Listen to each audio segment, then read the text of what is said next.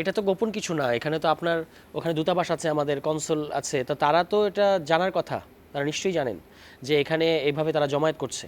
কিন্তু সেই জমায়েতে যে এইভাবে যেভাবে অপদস্থ করা হলো আখতার হোসেনকে, বিশেষত আমাদের নেত্রী তাসনিম জারাকে যে ভাষায় মানে মন্তব্য করা হয়েছে, এটা তো পিওর হ্যারাসমেন্ট। কিন্তু সেই ক্ষেত্রে আমরা সরকারের হ্যারাসমেন্ট না, এটা পিওর আওয়ামী লীগের ল্যাঙ্গুয়েজ। আওয়ামী লীগের ল্যাঙ্গুয়েজ, কিন্তু এটা তো একজন নারীকে আপনি হ্যারাস করলেন একদম পরিষ্কারভাবে।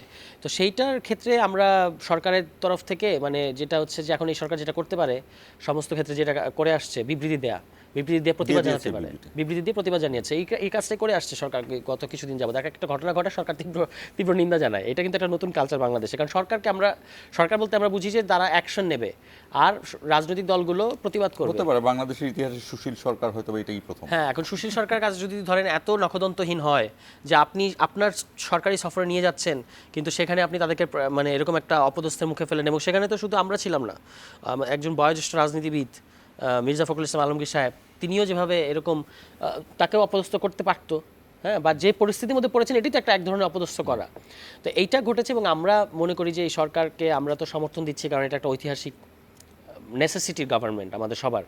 কিন্তু এই সরকারের ভেতরে যারা আছেন, ধরেন একজন ক্যান্সারের রোগী, তিনি এই সরকারের স্বাস্থ্য উপদেষ্টা, আপনি কি বলবেন এটাকে? উনি দিনের পর দিন আছেন, এটা তো উনি তো ওনার প্রতি কোনো ব্যক্তিগত ইয়ের জায়গা থেকে বলছি না, উনি তো কোনো নর্মাল সময়ই আপনার এরকম একটা গুরুদায়িত্ব পালন করার মতো পরিস্থিতি না। আর এখন তো একটা বিশেষ পরিস্থিতি যেখানে আহতরা এখনও এত বিরাট পরিমাণে আছে।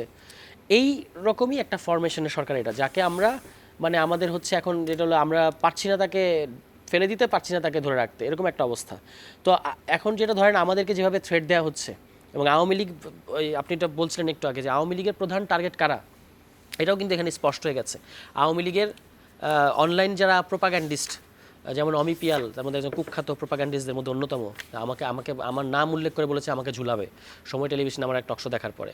তো তাকেও দেখলাম এই ঘটনা ঝুলাবে বলতে জুলাই, যেহেতু জুলাইয়ের পক্ষে কথা হচ্ছিল, বলছে যে জুলাই, তো বলছে যে ঝুলাই, তো তারা এটাকে আমাদেরকে ঝুলাবে আর কি, ঝুলিয়ে ফেলবে যদি সময় পায়। বলছে আমাদের দিন হাতে গোনা দিন আছে।